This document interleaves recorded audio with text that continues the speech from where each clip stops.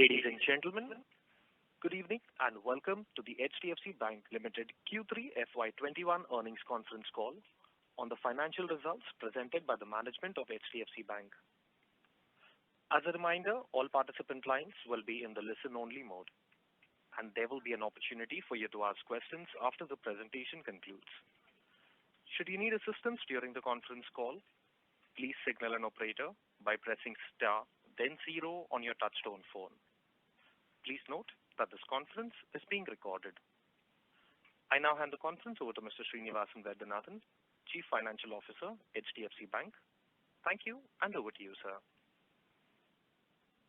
Okay, thank you, Stanford. Appreciate the participants calling in today. We'll start with some background on the market context on what we have seen and are seeing to provide a backdrop, so that's the backdrop on which we'll talk about the results and some of the business dynamics. As you know, after recovering sharply in the months of August to October, the tailwind of the festive season provided good economic relief. The trend was good, suggesting that the overall economic activity remains in the positive territory, and there has not been a reversal in the recovery process. For instance, PMI manufacturing continued to strengthen in December, and GST collections rose to a record high of INR 1.15 trillion in the month of December 20. Looking forward, we expect the economic recovery to gather pace in Q4. We expect the rural economy to fare better than the urban centers and provide support to overall growth. Agriculture sector is likely to expand by 3.4% in FY21. Overall, the share of agriculture is estimated to rise to 16.3% of GDP in 2021 compared to 14.6% in 1920, led by a healthy Kharif output. That augurs well for us, with our fitting in well with our Suru strategy. We expect GDP growth to turn marginally positive in Q3, 0.5%, and recover further in Q4, 1%. After witnessing a contraction of minus 24% in Q1 and minus 7.5% in Q2. For the full year, our house view is that we expect GDP growth of negative 7 to 7.5% for full year 21, which is in line with our previous estimates. On the inflation, it cooled off sharply in the month of December, coming in at 4.6% versus 6.9% recorded in November. Moderation of CPI inflation was largely driven by contraction in food prices. Core inflation remained firm at 5.5% as inflation in subcategories like health, education, and recreation picked up. The near-term inflation outlook has improved, and we expect CPI to print close to 4% in January. That's again a house view. For February and March, we expect inflation to inch up somewhat as the base effect impact wears off. On an average, we expect inflation at 4.4 to 4.7% in Q4 21. We expect RBI to keep rates on hold till at least first half 22 at 4% and keep its stance accommodating. Further, we anticipate a graded CRR cut rollback in Q1 22. The liquidity surplus in December continued to remain high, average of 6.4 trillion. Given concerns around the high liquidity in the system, we expect RBI to use special OMOs to manage yield curve. Some moderation in liquidity is expected in Q4 as the central bank slows down its intervention in the FX market and the government goes into collection mode in the last quarter of the year. The fiscal deficit, again another important indicator in the macro, for April to November touched 135% of budget estimates as tax collections continue to remain under pressure. We expect the centre's fiscal deficit to rise to 7.6% of GDP in FY21 versus a target of 3.5% on the back of sharp revenue receipt shortfall, while expenditure is likely to be slightly above the target. The combined fiscal deficit for FY21 centre plus state is likely to be 12.3% of GDP. Now, during the quarter, the equity capital markets, the private issuers raised 24,000 crore as against 80,000 crore in the previous quarter. Retail participation in IPOs and rights have been strong. The equity fundraising pipeline, both in public and private markets, continues to be robust. During the quarter, we, along with other syndicate members, executed a handful of deals. On the debt capital markets, Indian debt capital markets continue to witness good activity in Q3. The total debt raised approximately 2.19 lakh crores was 25% higher than the corresponding quarter of previous year. For the 9 months ended December 31, our bank was ranked number 2 arrangers for INR bonds. On the CSC and SURU front, with the rapidly evolving rural economy, there is a need to have a robust digital and rural strategy. Our association with CSCs is helping us offer cost-effective services to semi-urban and rural parts of the country, which in turn is working as a stimulus in ushering the digital era through the creation and spreading of socially and financially inclusive banking model. We have signed up approximately 1.6 lakh village-level entrepreneurs, of which 1.02 lakh are onboarded as business facilitators and 13,502 business correspondents.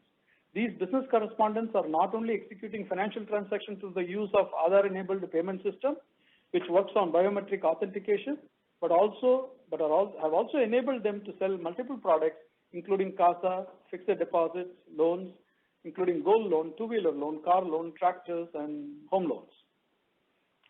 On the CSC business side, we have been able to keep the momentum and have seen good uptake in CASA accounts, where more than 2.3 lakh accounts have got opened during the year so far. Now on the retail branch banking side.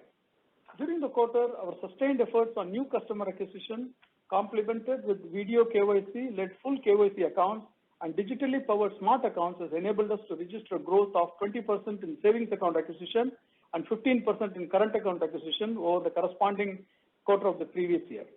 On an overall basis, we have opened 2 million new liability relationships in the quarter, an increase of 18% over the same period in the previous year and 9% over previous quarter. During the quarter, we have launched Next Best Action, an AI/ML-led analytical tool for engagement with customers, giving our staff sharper recommendations to follow through for conversion. This has improved conversions and maximized return on efforts of our colleagues in the branches. Quick Loan Shopee, which was launched from 1st of September onwards, as an integral part of the branch's permanent in-house elements of merchandise and shopper activation, with an aim to transform the branches into a financial solutions supermarket, has helped increase retail assets throughput by way of higher customer inquiries and leads. With the launch of the video KYC, liability and personal loan customers are onboarded through vKYC through digital channel. This facility is also being extended to auto loan, two-wheeler loan, and card customers in the future. On the payments business, Q3 showed an even better recovery compared to Q2 on both issuing, acquiring, and consumer finance, which is the finance at point of sales business, albeit helped by a festive season which spanned both October and November. Card sales volumes is sequentially up 32% in Q3. Spends were up smartly, riding on the wave of enhanced customer engagement programs. Further, opening up of markets post-lockdown, enhanced acceptance of electronic payment modes as an ecosystem trend, and enhanced marketing spends by most luxury and high street consumption brands. Festive treats lent a boost to consumption with this larger than last year format covering larger numbers of participating merchants across physical and online formats, as well as close to 15,000 plus local and regional physical merchants offering a wide variety of discounts and offers. Smart, customized, and personalized digital marketing. Significant penetration of small ticket spends onto debit and credit, increased activation and engagement levels.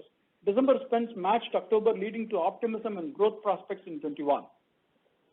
Strategy will be to continue to keep customer engagement to enhance wallet share, thereby making bank cards as the primary source of electronic spends. We ran exclusive TV campaigns during the IPL and also increased our presence on digital and OTT platforms.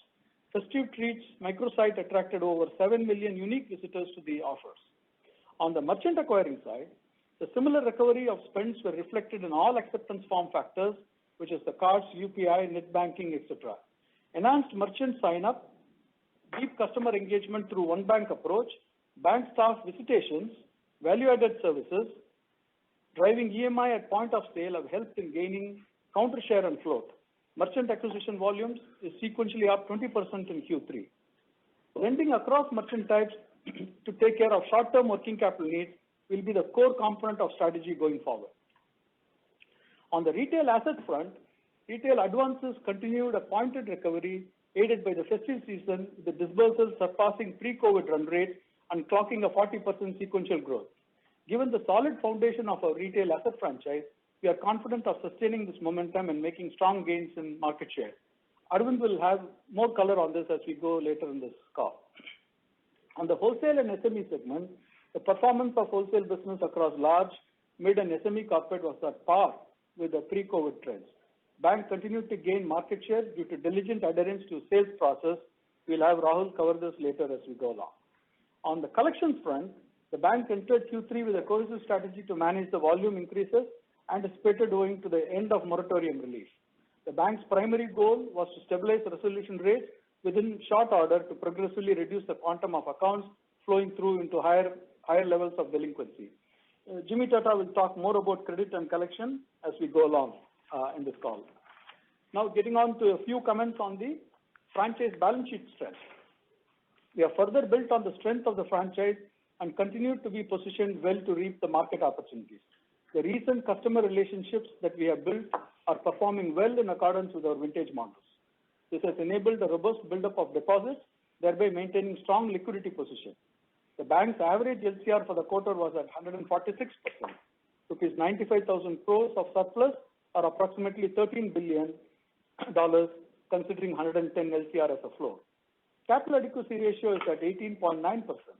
We have 7.8 percentage point more capital than the regulatory minimum of 11.075%. Our CET1 at 16.8% is 9.3 percentage point more than the regulatory minimum of 7.575%. The balance sheet is resilient.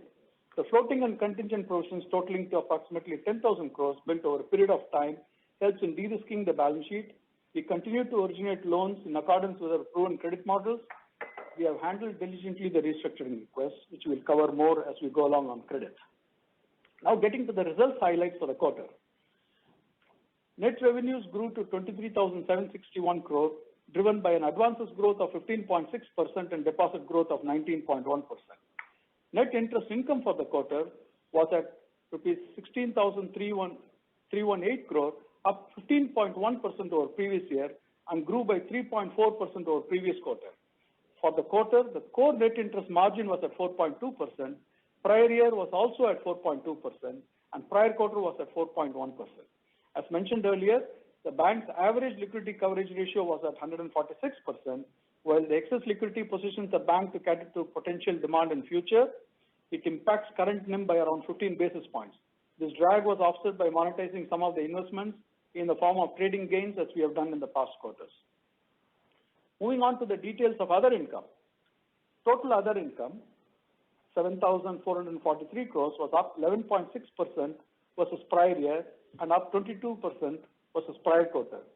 Fees and commission income constituting about 2/3 of other income was at rupees 4,975 crore, grew by 9.9% compared to prior year and 26% compared to prior quarter.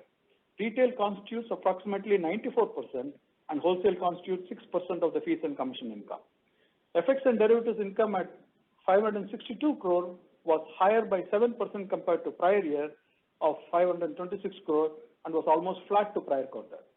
Trading income was at 1,109 crore for the quarter. This represents the ALCO strategy of monetizing some portion of the gains from excess liquidity investments similar to prior quarter levels. Other miscellaneous income of rupees 797 crore includes recoveries.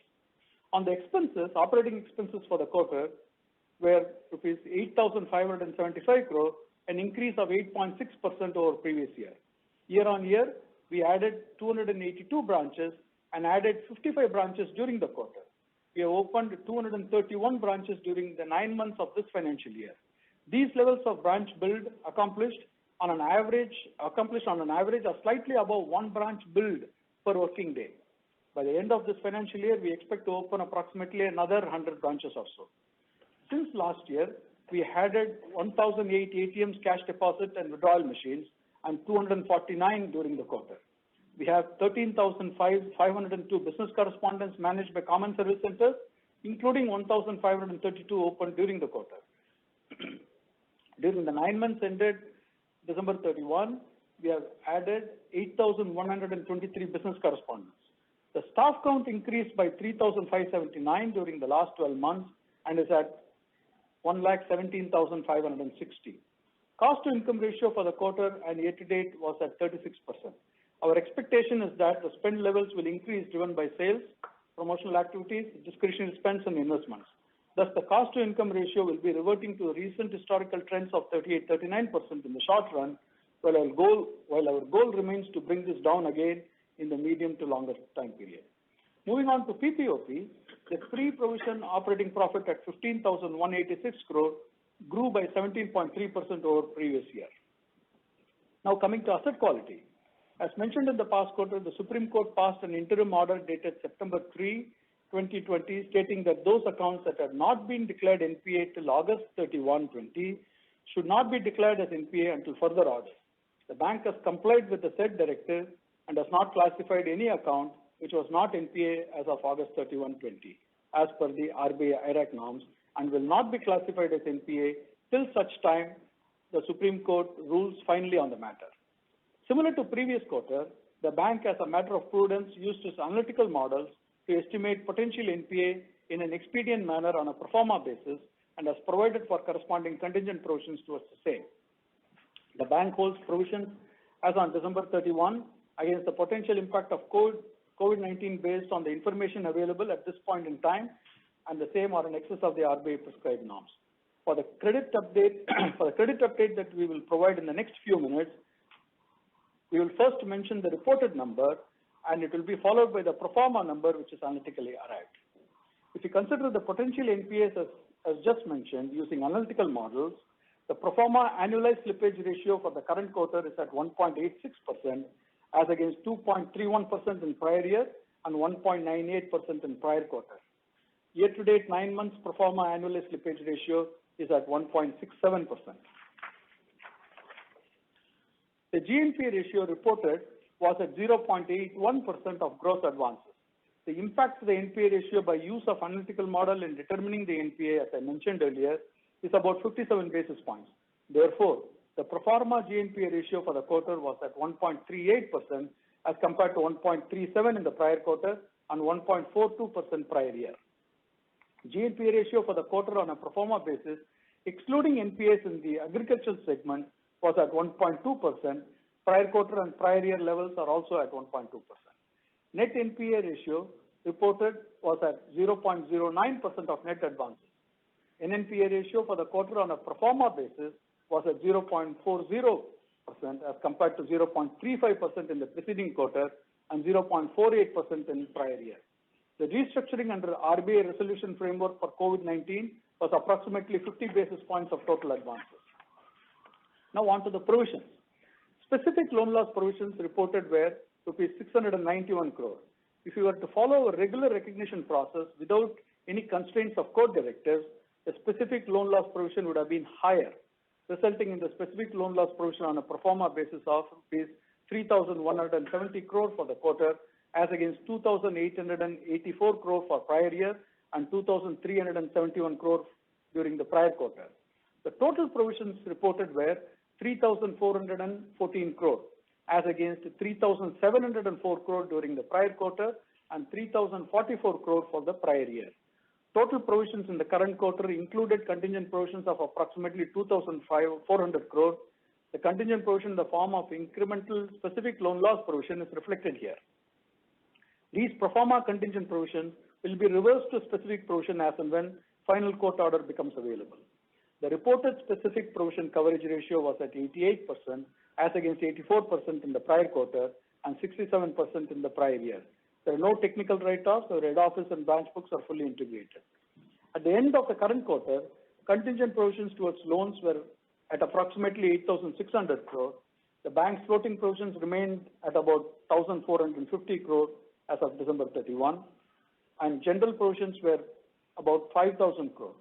As on December quarter end, total provisions comprising specific, floating, contingent, and general were 260% of reported gross non-performing loans, or 148% of pro forma gross non-performing loans.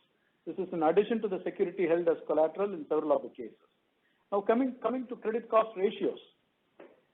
The reported credit cost ratio, which is the specific loan loss ratio, was at 0.25% of advances.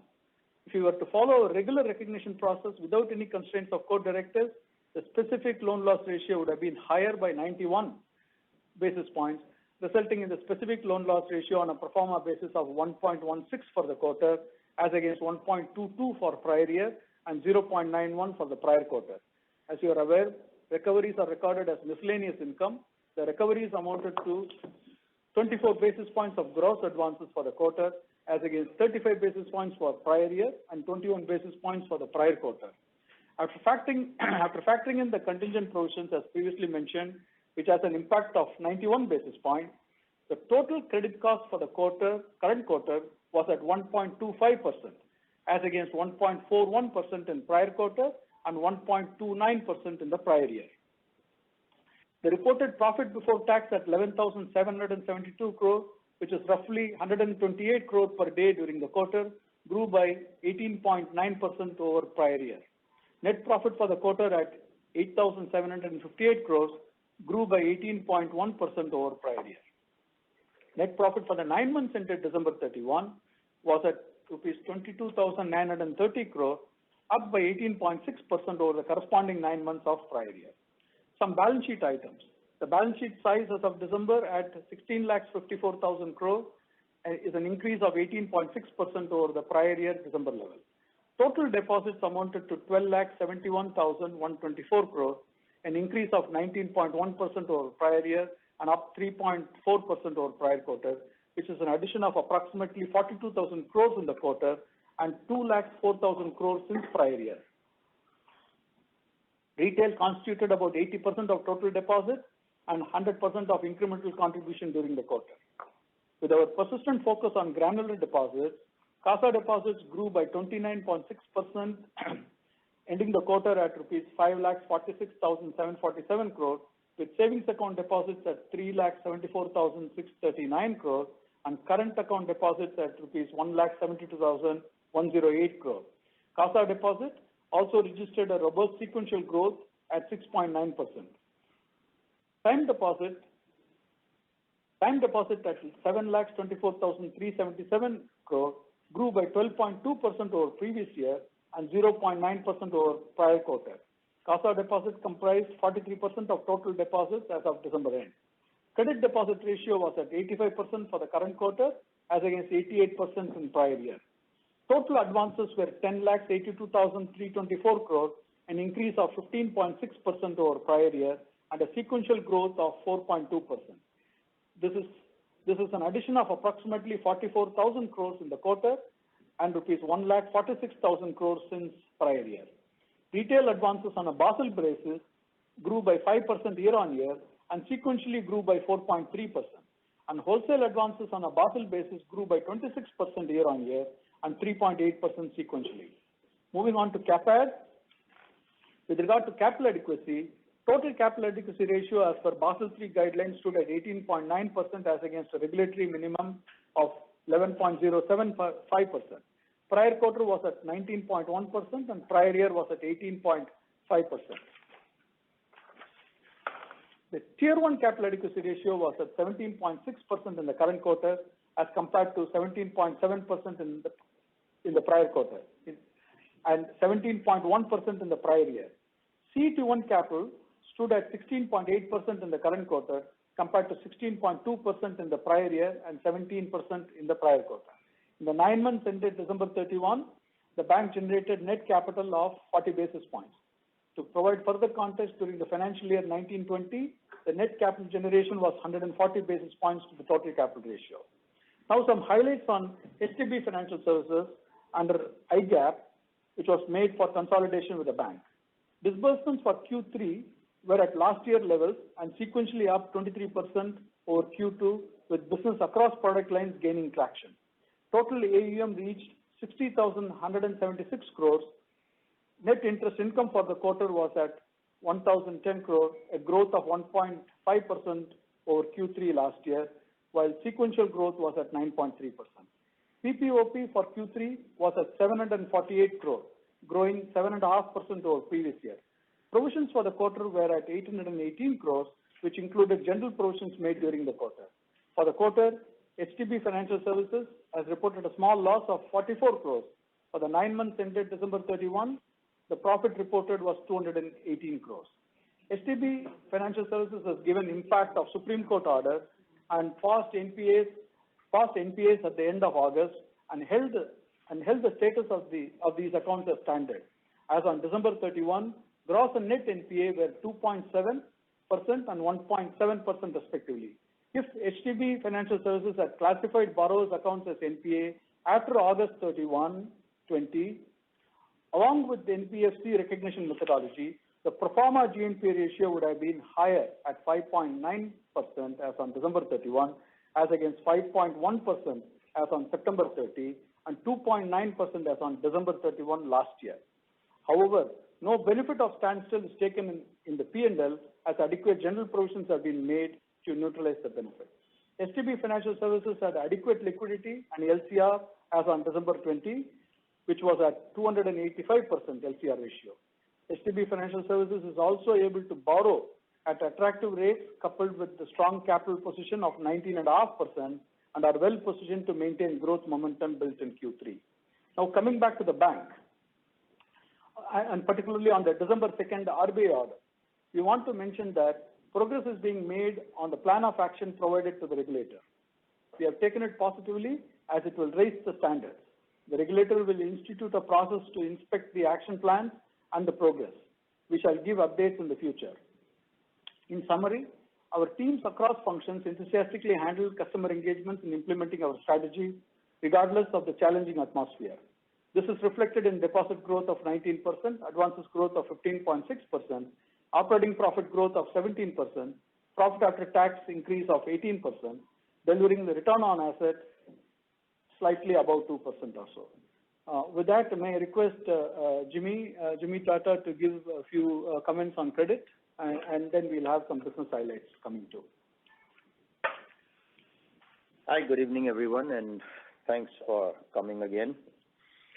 I'll do what I usually do and just take you through segment-wise, wholesale and SME, and then take a small break while Rahul would then step in and give you some brief on the business momentum, after which go through retail, which would be followed by Arvind's views on the business again.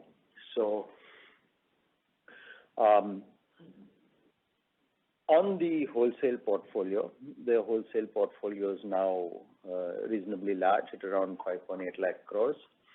It's been growing well. It continues to grow well in pretty much the same way as we've been reporting over the last 2 or 3 quarters. Most of the growth coming from well-rated public sector and private sector enterprises. Everything is pretty much steady state, so there's not too much news to give you in that sense. The gross incremental portfolio, I don't know if I need to explain our HDB ratings again, but I think if you go back to the previous calls, we have the 1 to 10 HDB rating. It's a model that we keep sharpening and has served us very well for 25 years. 1 is the lowest risk, 10 is the worst risk. 4.37 was the gross incremental in a portfolio during the quarter, which corresponds well into the AA, AAA category. Around 68% of the portfolio is rated HDB 5 and above, which measures into a AA again. This is just for external reference. It's not that we benchmark it that way. So we have around 67% of the externally rated portfolio.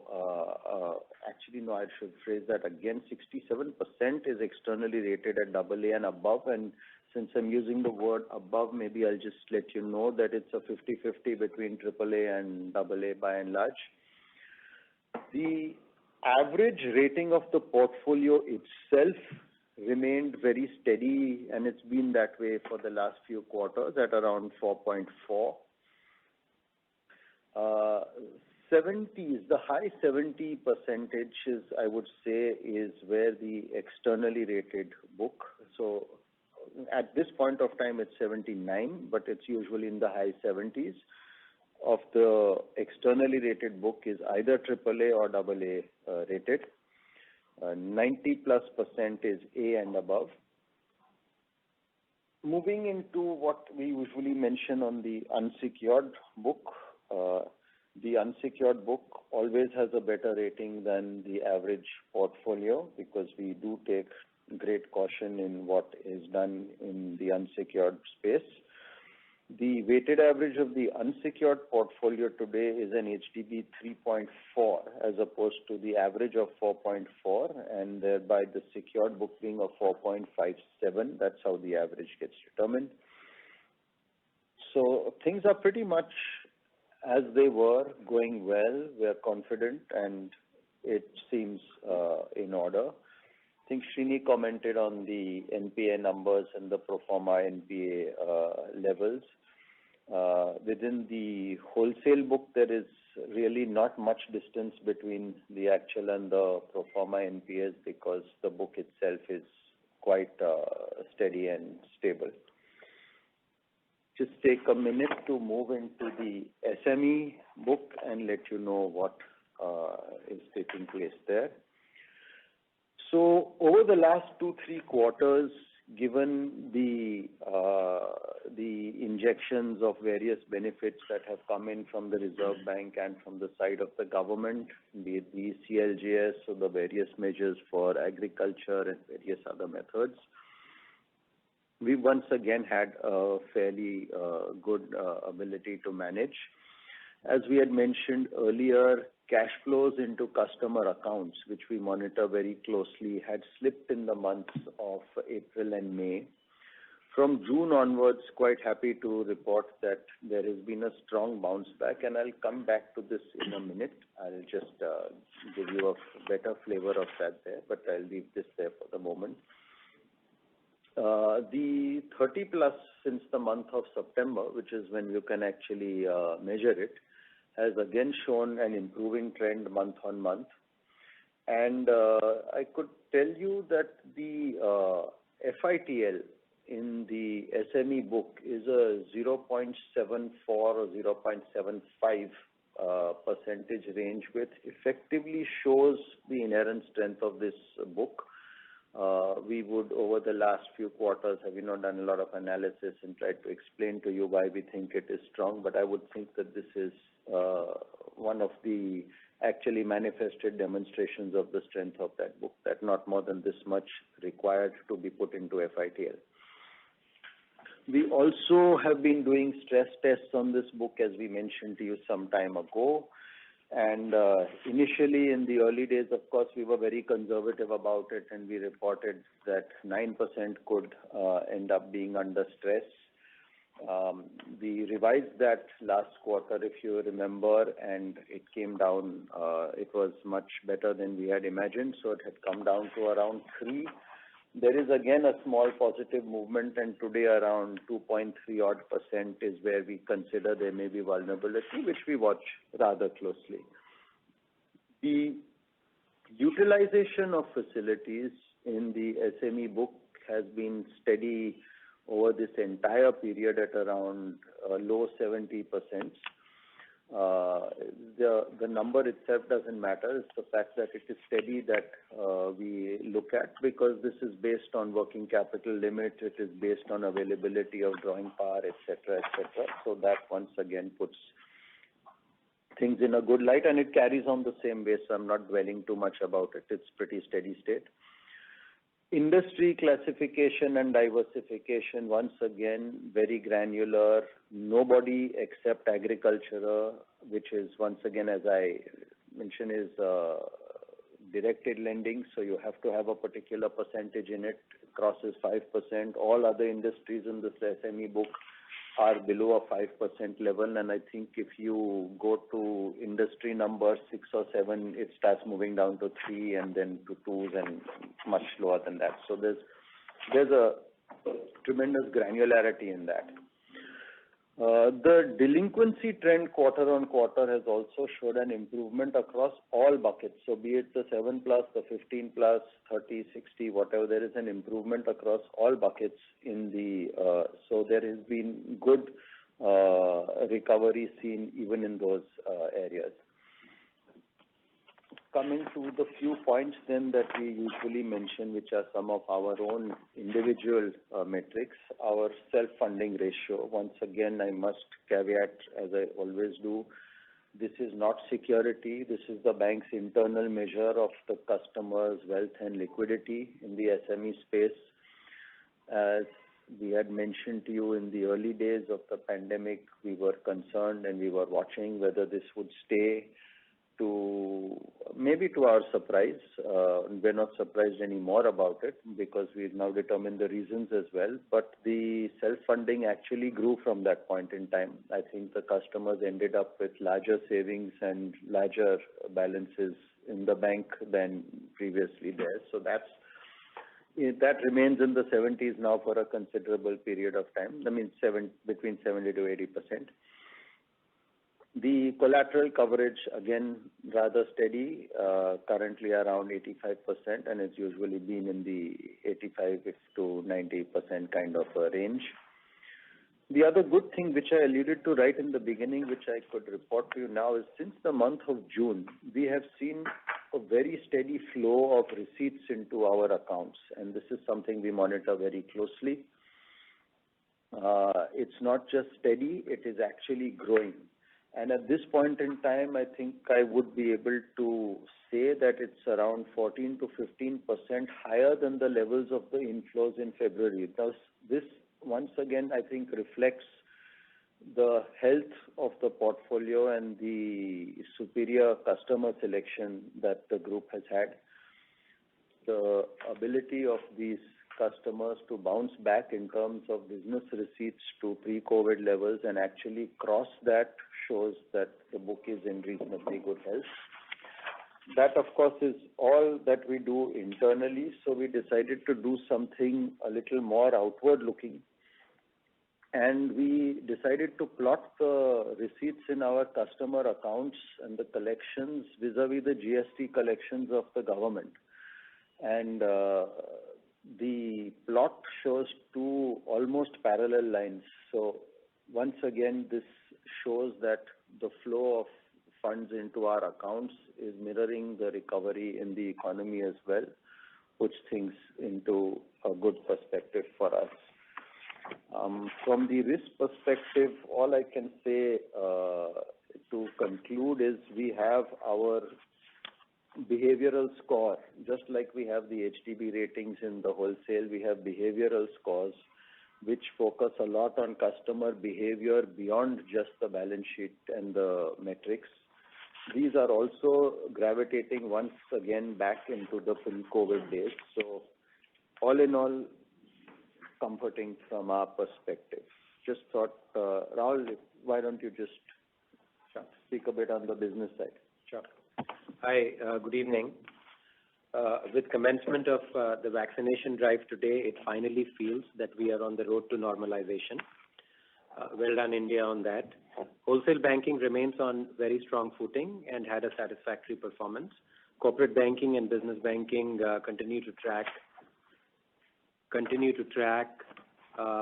better than originally anticipated before COVID. This was a quarter that not only saw strong quarter-on-quarter and year-on-year pickup, but also on extremely strong growth in averages in both customer assets and CASA in the range of 30 to 35%. As per CSO data, advanced estimates indicate mild positive growth in second half of current fiscal. Continued improvement across high-frequency indicators bodes very well for sustained recovery. Data points for December improved and continued to show a positive year-on-year growth trend, even as the impact of festival-related holidays normalized. Manufacturing PMI, as Srini just mentioned, recorded expansion for fifth consecutive month, remaining, at a very high level of 56.4. In December, GST collections record high 11.6% growth year-on-year in December. E-way bills for December were up 15.9% YOY. Power demand increased 5% YOY in December. Rail freight grew 8.5% in December. Weekly registrations for passenger vehicles remained robust, growing at a double-digit rate even in December, and so on. However, as a very large transaction bank, we look at our collections and the collections of large corporates that pass through our cash management system. The quarter 3 collections was higher 11% year on year, which is, how strong it was. This is in a sharp contrast to first half of the year when the collections were down 16.3%. For the month of December only, as people continue to debate what happens post the festival season, collections this year were higher, plus 20% year on year. Normalization was also reflected in, for example, in our wholesale SME book, where in the 12-month period, OD utilization moved to positive terrain over a year ago level. The bank added new-to-bank customers in excess of 2,000 in the quarter, which was 30% higher than prior year December quarter. It was a quarter of highest ever disbursements that we have done. In light of this, here is our performance very briefly on business volumes. On customer assets, advances and investments put together, corporate banking and mid-market group saw a mid-single-digit quarter-on-quarter growth. The year-on-year growth for corporate banking remained at a healthy approximately 40%. Business banking saw a high single-digit percentage quarter-on-quarter growth in its asset book and a high teens percentage year-on-year growth. We continue to receive responsible share of customer CASA across all our customer segments. Our growth is a result of our adherence to our institutionalized sales process, philosophy of service to customers, and going deep into the Suru geographies. We are not in a race to be number one or widen our lead. The market is large for all participants to grow. What aided growth, very importantly, was government's efforts towards macro stabilization. Amongst a slew of measures, just to name two, the 20% ECLGS scheme, its various modifications, 1.0 followed by 2.0, and changes in line with ground realities, all effected by the government, has helped stabilize the MSME segment, provider of jobs in the country. Liquidity flow through the measures of government and RBI supported the parabanking and banking sectors tremendously. As we look to next fiscal, it wouldn't be out of place to remain optimistic. After a long time, we have the position where you can look a little bit longer, other than just a quarter or 2 quarters ahead. The first half will possibly continue to be aided by government-directed spends and capex in public sector activity, while I believe the odds have considerably improved for private sector participation in capex formation from the second half of the year. Always one wonders that while growth and NIM performance have given a strong earnings momentum in the wholesale bank, has it led to deterioration in book? Given the quality of the book, as Jimmy described, there is no unusual bad debt formation or restructuring to make a commentary on. Thank you. Jimmy, on retail, please. Sure. So, moving into the retail, I think last time I'd spoken to everyone about the demand resolution and created that metric for ourselves. So I'd mentioned we were at a 95% level at that point in time. Just to reconfirm, or in case there's new participants on the call, what we mean by demand resolution is what is demanded during the month and collected during the month. So it was at around 95. We had predicted it would move to around 97 by December, and that has actually happened.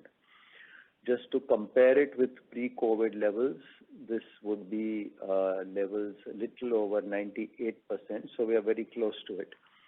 And we would be getting there. There has been a month-on-month improvement in all these months, and in this as well as several other metrics, so we do intend to get there shortly.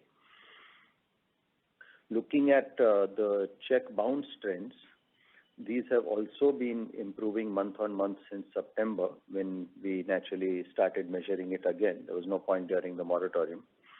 And those are also moving and once again gravitating very close to the pre-COVID levels all over again. Of course, these vary product by product, but on an average across the bank, that is how it is going. And let's not use that word average lightly. This is happening across products. So it's in every product, and that's how the average is effectively being built.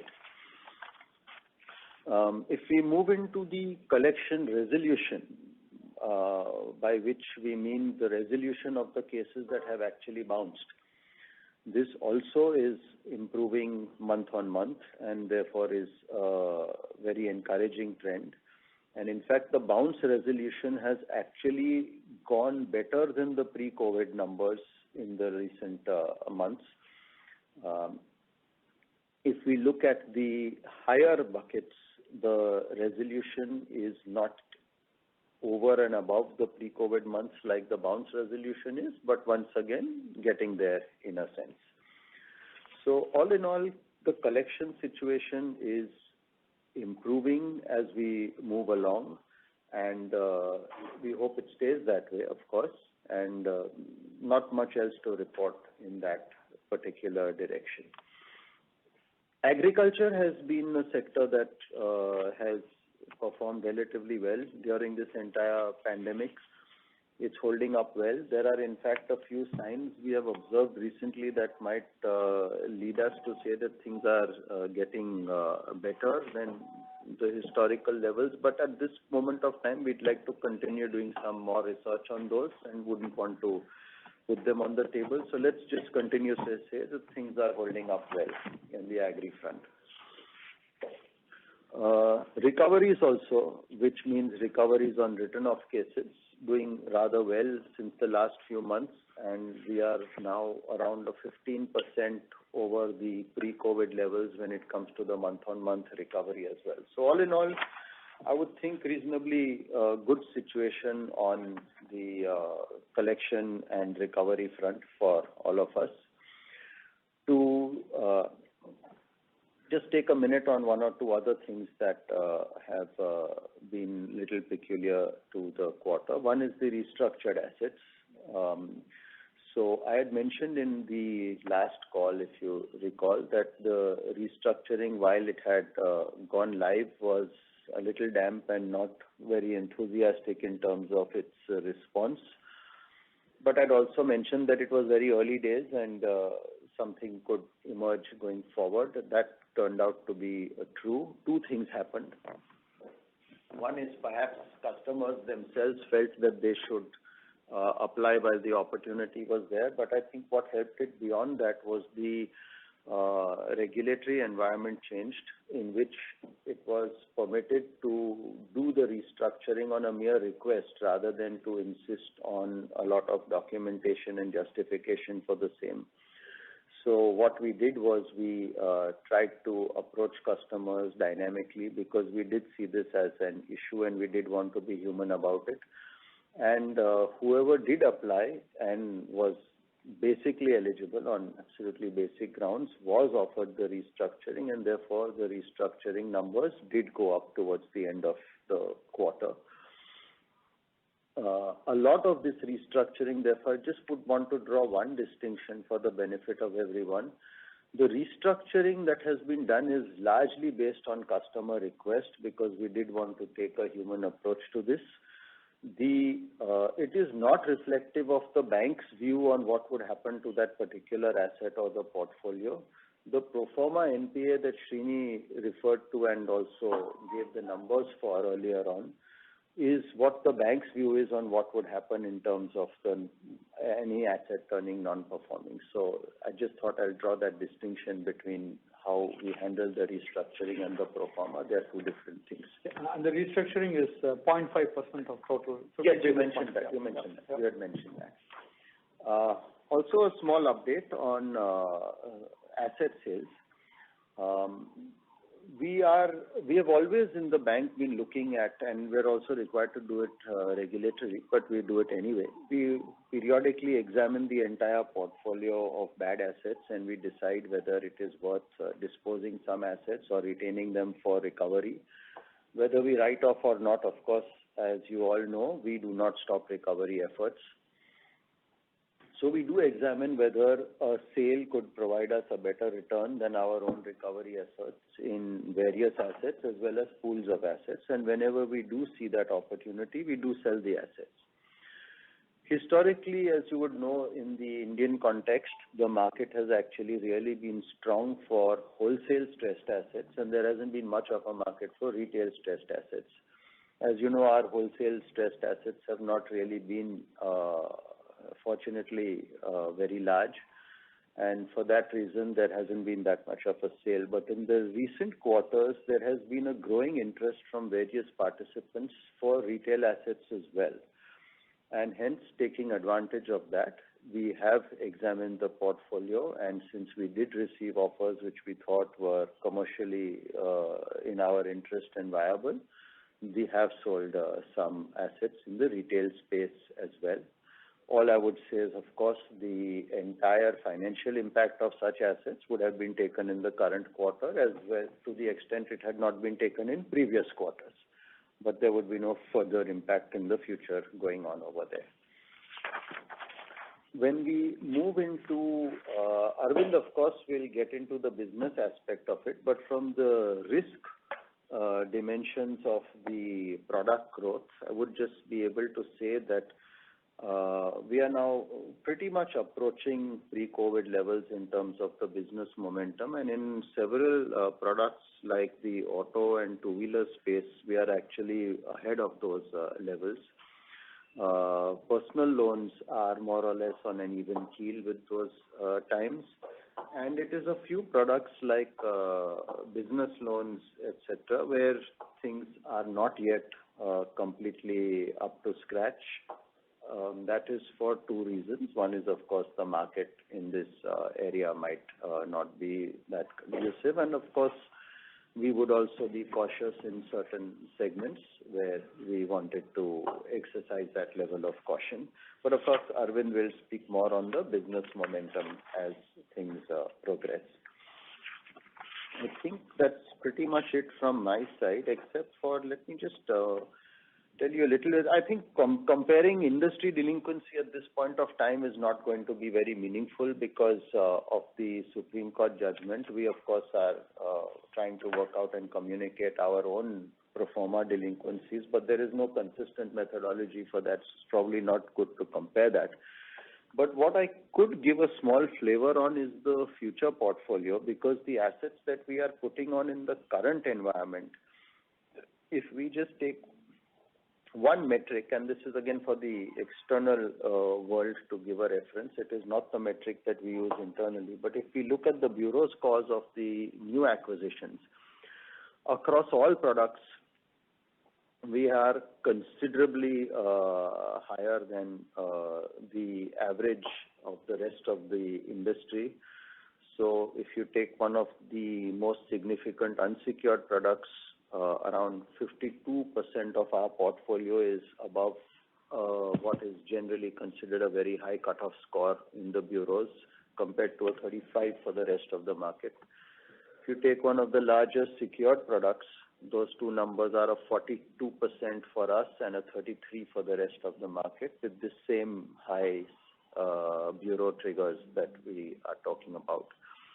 And if you look at products considered a little more risky, even the current environment, like commercial vehicles, this actually becomes a 2x factor. It's virtually double the injection into our portfolio as compared to the rest of the market with these high-scored customers. Not the way we would want to actually describe this, but probably from an external reference perspective, the best flavor that I could give at this point in time.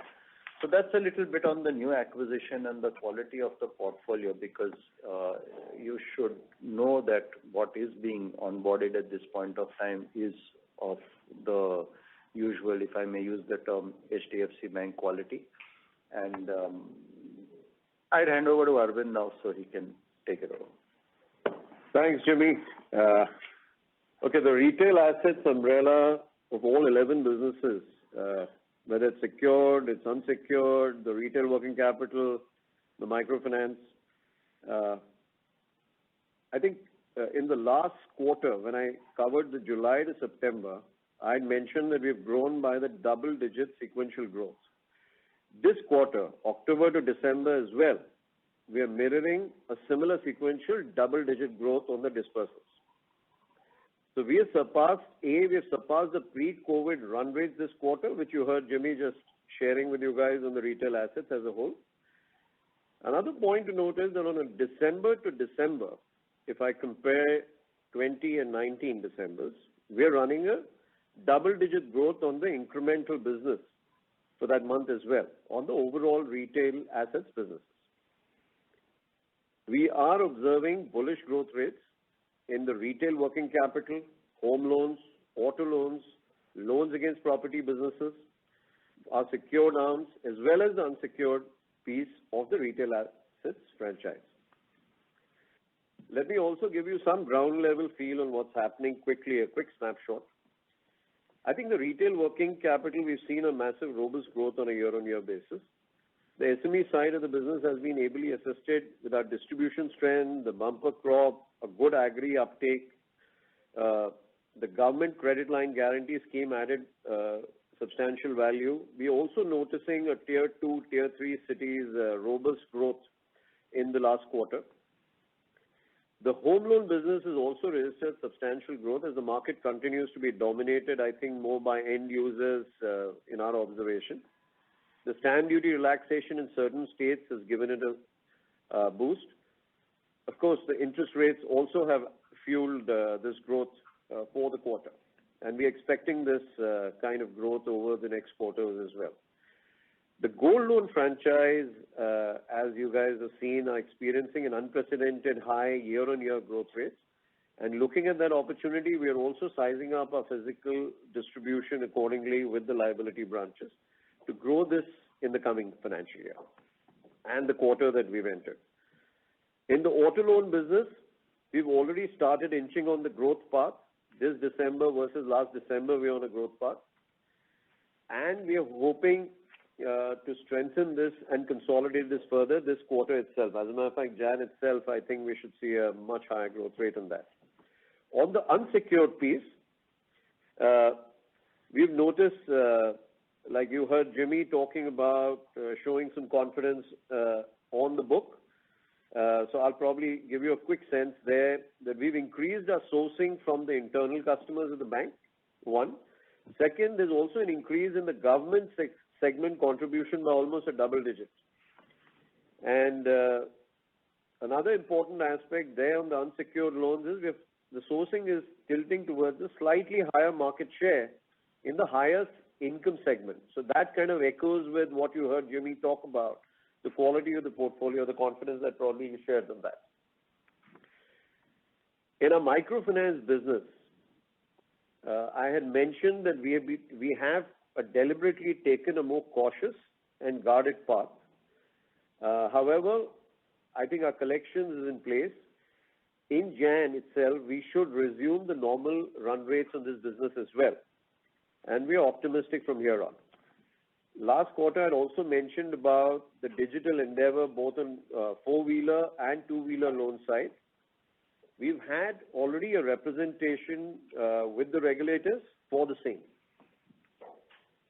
We believe that the bank's retail asset franchise is on a solid foundation, and we see robust growth indicators on the ground for most of the businesses, almost all of them. And we like to consolidate with both physical and digital, keeping a 3-year vision in mind. So I think that's a quick sense on the optimism that I shared with you, and I continue with that optimism from here on for this year as well. Thank you. Thank you, Arvind. With that, may I request Stanford to open up the line for questions, please? Sure, sir. Thank you. Ladies and gentlemen, we will now begin the question and answer session. Anyone who wishes to ask a question may please press star, then 1 on the touchtone telephone. If you wish to remove yourself from the question queue, you may press star, then 2. Participants are requested to use handsets while asking a question. Anyone who wishes to ask questions, please press star, then 1.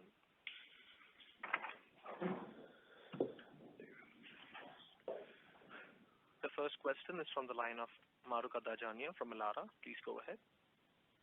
Yeah, hi, congratulations. My first question is on slippages. So you indicated slippages of around 51 billion for the quarter, which is very similar to the previous quarter, even after 4 months of aging of moratorium loans. So could we, is it fair to assume now that slippages have peaked? Because even with so much aging, pro forma slippages are not really higher than what we saw in the previous quarter. Mahrukh, the way to think about slippages is that this is a pro forma slippage, which is, that there is a standstill as of August 31st. Even in last quarter, that we did tell you that we did a pro forma, including acceleration, right? That last quarter we did do that. And in this quarter also we have done a pro forma through an analytical approach. While I'm not going to venture into giving a forecast of where we will end, we believe we are fairly reasonable in making these kind of approaches to get to the pro forma in terms of slippage. Okay, and could you share the movement of NPLs, as in what was upgraded and what was written off and recovered during the quarter? I believe you got the slippage is 1.86, which is, say, call it 4,900 and change. That is the slippage, and then the differences between upgrades and recoveries and write-offs. Okay. And my other question is that how much would you have disbursed under ECLGS2? What would be your incremental disbursals under ECLGS in the third quarter? And how much of it would be ECLGS2? Hi, Mahrukh, Jamia. There were two ECLGS, as you know, and I'll just ask Rahul to give you the numbers if he has them. But ECLGS 1, the bank was pretty much a dominant player and leader in this because it was general, it was across the board, it was for all the MSMEs, and we actually had a very good output over there. ECLGS 2, as you know, was for specific stress sectors and a few other such constraints put out. Bank would usually, in its usual portfolio build, not have got the same level of exposure, fortunately, into such sectors. So we would not have had the same level of output. But for numbers, Rahul, you got any clue? Or? Yeah. So, Mahrukh, just to give you a sense, at this point of time, as of yesterday, under ECLGS 1.0, we have disbursed 22,102.68 crores across 1,19,599 customers. In ECLGS 2.0, we have disbursed 579.16 crores across 58 customers. Thank you. Okay, thank you. That's very helpful. Just one last question on restructuring. Would there be any corporate restructuring under implementation which is not included in this 0.5? No, I don't. There are a few corporate cases, but I would think they are included. I would ask Fincon to check that and get back to you, Mahrukh. But there are a few corporate cases, but I don't think there's anything more than what is being put out to you. Okay, sorry, just one last question in terms of interest reversals on pro forma slippages.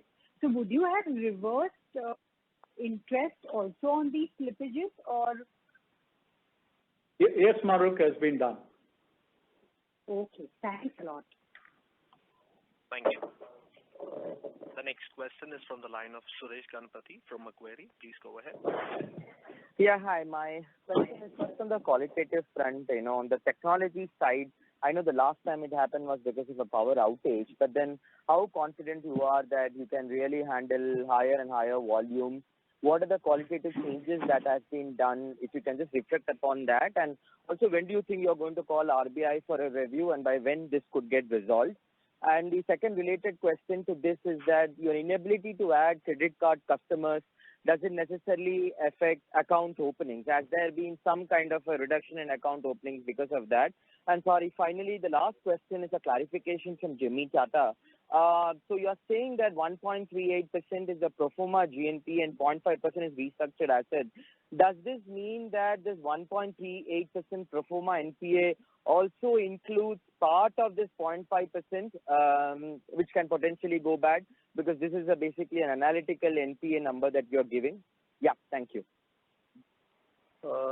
Taking the last piece first, Suresh, hi.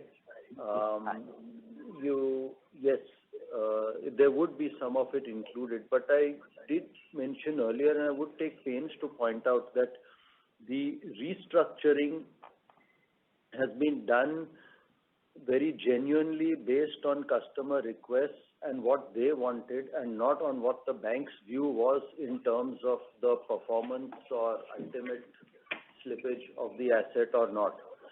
And therefore, the pro forma NPA is a separate methodology and calculation, and the restructuring was based on customer request.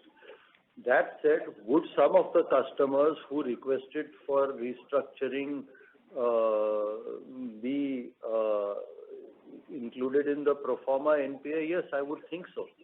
Okay. Okay, that's clear. But definitely not all. Definitely not all. Okay. Getting to the other two, the first one in terms of the technology upgrades and technology process, what we're trying to address.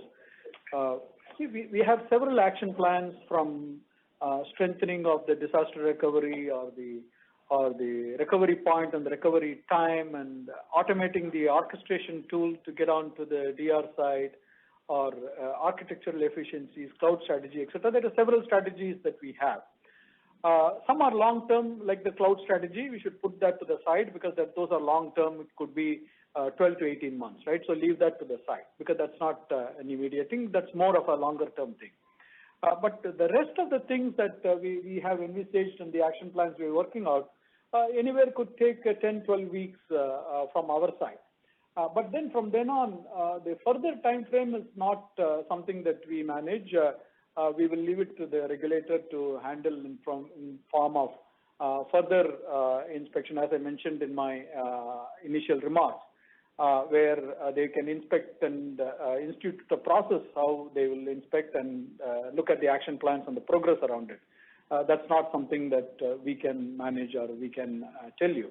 But certainly we'll keep you updated in the future as we go along and get to know more about that. In terms of the card accounts, yes, as I alluded to, from a liability opening, account opening relationship point of view, 2 million accounts we opened in the quarter. It is not hindered, right? We have added robustly on the liability relationship. And as you know, when we get the cards, more than 2/3 of the accounts are coming from the liability base. And so from that sense, we haven't seen any kind of an impact on that sense on an immediate basis. But, to the extent that these are all temporary, we should get back. And we know that the life cycle of a card to become little meaningful is actually a 2-year journey for a card to become meaningful in its life. Right? When a card is acquired, there's a 30-day, 60-day, 90-day kind of a time frame by when there is a program for activation and engagement. And then from then on, it takes another year and 9 months for the build-up to happen before it reaches the life cycle top. So there are several intervention programs that happen in between, and so there is enough room for having various intervention programs to accelerate, right? It depends on what sort of a programs we implement at what time period, so that we can crunch this build-up life cycle to a shorter as we go along.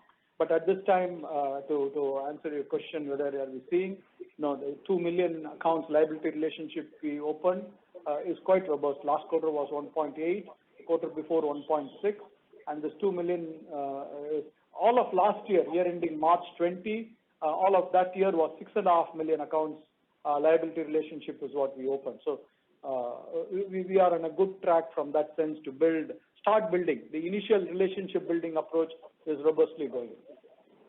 Thank you, Srini. Thank you. Thank you. The next question is from the line of Kunal Shah from ICICI Securities. Please go ahead. Yeah, congratulations to the entire team for a great set of numbers. Just wanted to get some sense in terms of the SMA pool, SMA 1 and 2, which would be sitting out there currently. And if you can give it up for some of the specific segments of retail, and also the SMA 1 and 2 pool for HDB Financial. Hi, Kunal. Retail, firstly, the SMA 1 and 2 wouldn't be very applicable because you have the 5 crore cutoff for classification to start with. That said, we don't put SMA numbers out in the public domain, but they have always been and remain well ahead of industry. The same for HTB too. Shouldn't be in a big deal there. And that's not something, Kunal, that is a published number for us to talk about. No, last time we just highlighted that it's within a very narrow range of 1 to 1.5% and not moving out there. So just a reading from RBI's FSR, okay, wherein it is actually moving up to almost 7.2%. So how should we read it into, say, particularly for our bank as well, and how representative would that number be? We do not have a creep, is all I can tell you. Okay, sure. And secondly, in terms of this collection efficiency, so last time also we were highlighted that 95% was in September and would have improved to say 97 in October, and that continues to be 97 in December as well, because last time we just broke it up between the morat and the non-morat pool as well. So currently what number we are highlighting of 97 odd percent, this is again the combined number which is there, because last time in the non-morat it was 99 and morat it was 97 by October. Two things there, Kunal. Firstly, collection efficiency is an extremely broad umbrella terminology. So the 95 and 97 that we are referring to is what we are calling demand resolution, which, as I said, was what is demanded during the month and what is collected during that same month out of that demand.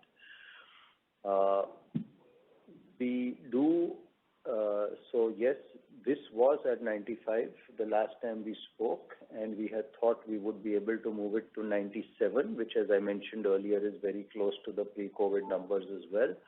And we have managed to do that, yes. Okay, sure. Did I manage to answer? Yeah, so maybe last time we highlighted October also 97, so just trying to gauge in terms of October to December, was it flat or there was month-on-month improvement? Yeah. I don't know, I don't recall exactly, but it has progressively moved from 95 to 97 by December. Okay, sure. And it's progressively moving up. Kunal, let me answer you. It has been consistently improving. If that is the question you are asking, that's the answer. Yeah, okay. So nothing in terms of stabilizing from October to December. So that no, we are not. No, there is no plateau in this, if that's what your question is. Sure. Yeah, thanks. And lastly, we highlighted in terms of sale of retail distressed assets. So how much was that pool, overall pool was? And how is it coming? So we said that maybe we are seeing a better recovery than the internal, and that's the reason we are selling out. So at what haircut would that portfolio be going out? Yeah. If you can just highlight, is it a significant one or what is the quantum? The recovery that I mentioned and the sale are two completely different things. I'm not including the recovery under sale in what I was selling. The recovery is what we have recovered through our own efforts on return of assets. No, we just highlighted that wherever we see that, okay, sale proceeds are better than what we would have recovered internally, we generally approach it in that particular way, and we sold out some retail assets. So just wanted to get the sense in terms of what was the proportion that was sold out in this quarter, and at what, maybe in terms of what would be the any provisioning that would have been made of that sale as well, yeah. As it relates to the assets that were sold, Kunal, any financial impact, P&L impact or the delinquency type of reporting impact, either in this quarter or in prior quarters, it has happened, right? And so there's nothing more on that from that sense.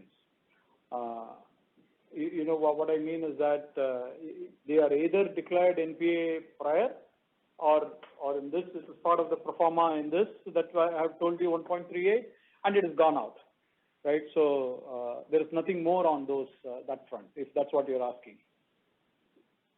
Okay, no worries. Yeah, thank you. And from a recovery point of view, for your information, I alluded to the miscellaneous income carries any recoveries, 24 basis points on the total portfolio. That was the recovery in this quarter. Last year, I think it was 30 basis points or so, and last quarter, I think, was 21 basis points or so. That's the kind of recovery rate at which we have recovered. Yeah. Oh, okay. And nothing worth highlighting in terms of the quantum sold out, so not a significant one, I think. No. Okay. Okay. Yeah. Thanks a lot and all the best. Yeah. Thank you. Thank you. The next question is from the line of Jay Mundra from B&K Securities. Please go ahead. Yeah. Hi, sir. Good evening. Sir, first question is on asset quality. Now, the asset quality has panned out very well, and probably you had hinted in your earlier interactions also, and probably you also hinted that some of that could be due to multiple dispensation given by RBI, maybe FITL, moratorium, ECLGS, etc. So, do you suspect that as these dispensation gets unwinded, there could be some let us say impact on the slippages as we go into FY22, or do you think they should not have any meaningful impact? Yeah, that is the question number one, sir. Firstly, to look at the series of measures taken, it was frankly very well done by the government. The first thing was a moratorium. What do you do when you have a hemorrhage? You tie a tourniquet and you stop the bleeding. So I think that was step one. Step two was you start injecting. That was your ECLGS. You need a further injection to cure even further because some gangrene is spreading. You inject ECLGS too. And lastly and finally, if there is anything residual at all, you had your restructuring option, which was given to the customer, and the entire power in all these measures, if you can see, was not left with the banks. It was put in the hands of the customer. He could ask for his ECLGS, he could ask for the restructuring, and it was done on his request. So that answers part A of what you were saying. Part B of what you were saying is that there is no unwind here, because the real measures, see, what had to be unwound was unwound in August. You're seeing the impact of the moratorium's end. And now we don't need to talk about it anymore because it's more than 6 months old. The rest of it is frankly not being unwound. It's permanent. The ECLGS injections are there for the benefit of the customer for time to come. The restructuring is there to the benefit of the customer for time to come. So there is no unwind left. There may be time horizons within which you had to act on each of these measures. That's fine. But the impact of those measures is lasting. So I don't see what you were perhaps alluding to as a fear that, as these unwind, there will be stress pouring out from all corners. I don't see that. Sure, sir, that's helpful. And secondly, sir, on HDB Financial, so there is pro forma basis, the GNPA has moved from 5.2 to 5.9 odd %.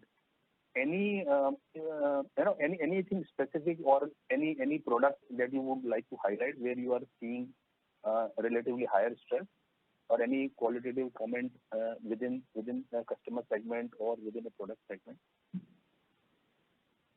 Not really. As you know, HDB operates in a segment that is of a higher risk customer segment than HDFC banks. That is always been the case. They also operate in a product range that is a little different from HDFC banks, so it's never fair to compare. That said, there is nothing of any material note in terms of change between the quarters to report, no.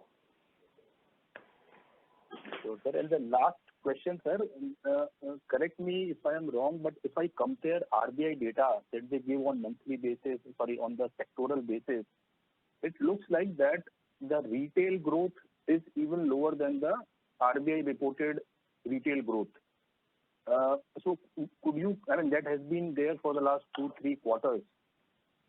So could you provide some commentary around that? Thank you. We'll leave the growth in the bank. Industry talking about. We gave our numbers, Jai. We talked about the growth that we have. Jai, we have always said, and maybe from that respect, we have our policies and product programs, and we grow as much as we can within those policies and programs. We aren't really guided by how competition is growing from time to time, and we take guidance from our own programs. So I don't have the numbers you are talking of with me, but if at some point of time we grow slower than the market, at some point of time we'll grow faster than the market. What I can tell you is we grow within our program, which we consider to be the safe limits for growth. Thank you. Thank you so much. All the best. Thank you. The next question is from the line of Shagun Verma from Goldman Sachs. Please go ahead. Yeah, hi. Good evening. This is Rahul here. Actually, a couple of questions. First one is on this restructuring. So can I just understand? Just trying to understand here. This 0.5% would largely be corporate, and would we be done with it? Because I think there is an element of integrator agreement also, right? Particularly for the larger cases, if at all we have got exposure there. So could there be some more loans that can show up in this number in the fourth quarter? That's question number one. Well, Rahul, it is in this one. It is predominantly a lot of it is retail. That's one thing. The second thing is that whether we're done with it. Things in the pipeline where some documentation completion can happen subsequent to January 1st can happen. Will that be a big number, material number? No, it will be insignificant. We don't foresee big numbers coming through that process. What's your second question? Yeah, I'll ask that. Thank you so much, Srini, for that. Second one is actually on the retail growth. So quarter on quarter, the book has grown. So definitely disbursements have grown much faster, as Arvind was alluding to. Just trying to understand, is there any? I mean, can you give us some flavor about the growth in number of customers versus the balances? Which way the volumes would have moved in terms of number of customers? Because the industry-wide, the check bounce rate still is fairly elevated. So are we definitely benefiting from the market share consolidation, which would reflect in value terms? So just trying to get some more color on that without getting into the numbers. I don't have a particular customer count, but it will be broad-based in terms of growth rather than a concentrated growth. Okay. That will be fair. Yeah. Okay. Just one data keeping question, Srini. Can we get the write-off number for this quarter?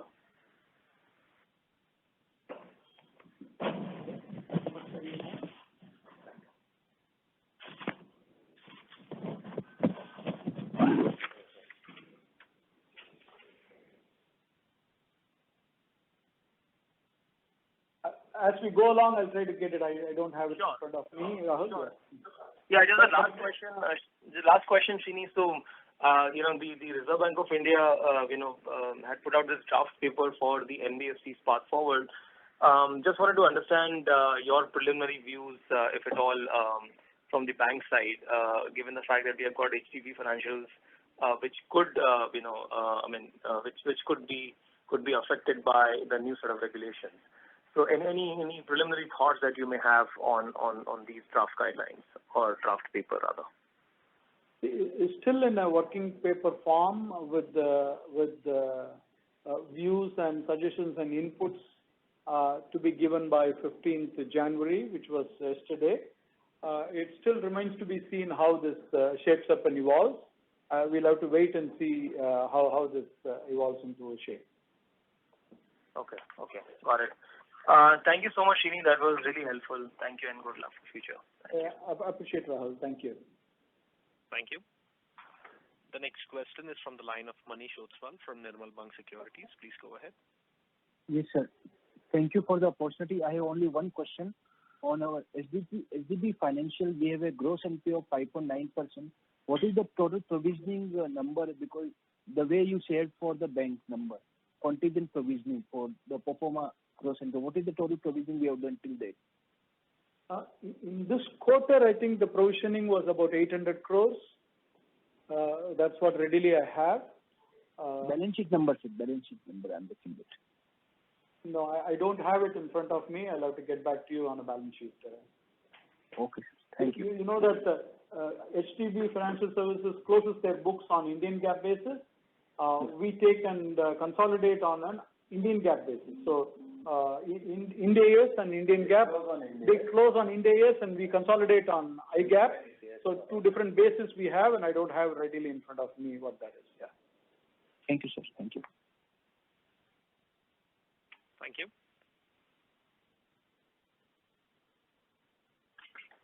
The next question is from the line of Abhishek Murarka from IIFL. Please go ahead.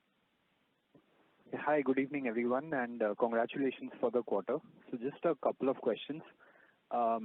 The first question is basically on net interest margin, and if I see, in the last 3 or 4 months, that's how far back the last, TD rate cuts or rate cuts were. So is there, a base forming in terms of cost of funds, whereas, there is pressure on yields. So do you think the NIMs are largely at a, higher end of your band? The second question would be on the unsecured growth. I think you've alluded to it, but I just wanted to know on a gross basis, how much credit card do you issue, let's say on a monthly or a quarterly basis? Just a ballpark will do over there. Thanks. These two questions. Okay. First is relating to the net interest margin. Yeah. The bank has operated on a net interest margin between 4.1 on the low side, 4.4, 4.5 on the high side. If you look at it over a period of time, that means if you look at it for the last 3 years, don't look at quarter to quarter, but look at annually if you wish. Look at 3 years, 5 years, or 10 years for that matter. That's the kind of range the bank operates. So at 4.1, 4.2, you can call it at towards the lower end, right? To the left of the center. That is the kind of range this 4.1, 4.2 is. From where we are over a period of a longer cycle when you look at it. Yeah, Srini, but the point is, in this part of the cycle, let's say in the medium term, not immediate, but we are growing faster on the corporate side, and that is pressurizing yields. Whereas on the cost of fund side, you would, be close to a bottom in terms of the ability to cut rates further. So, do you see, the bank hugging, let's say, the lower end of the band for a while, or do you think you can grow retail fast enough incrementally and sort of get NIMs back up? There is no one particular target that we shoot for, but the way we manage in the ALCO is assets are priced based on our cost of funds. We run ALCO once in 2 weeks, and we price the products according to what we can do and what we want. And the way the bank as a whole we have managed is to operate it within this broad band of 4.1 to 4.4, 4.5. Within that band is what we target to manage. And what at the end of the day, the volumes come in, the demand comes in and shakes out, that's where it comes. And so sometimes 10 basis points can go down, 10 basis points can go up. But that shakes out as a part of the process. But the way we follow is like this. We look at the assets are priced based on our cost of funds and according to the risk measurement that we have for different category and segment of customers. Sure. Thanks. That helps. And regarding the credit card? That's not something we have published, and so I don't want to put something new. That's not something unless it is there in the public forum, it is there, but otherwise we have not disclosed that number. Yeah. All right. Thank you. Thank you. Ladies and gentlemen, that was the last question. I now hand the conference over to Mr. Srinivasan Vaidyanathan for closing comments. Okay. Thank you. Thank you very much, Stanford. Appreciate the participants dialing in. And if you do have more questions, queries, feel free to reach out to us in course of time. We shall be happy to engage with you on anything. Thank you. Appreciate it. Thank you very much, sir. Ladies and gentlemen, on behalf of HDFC Bank, that concludes this conference. We thank you all for joining us, and you may now disconnect your line.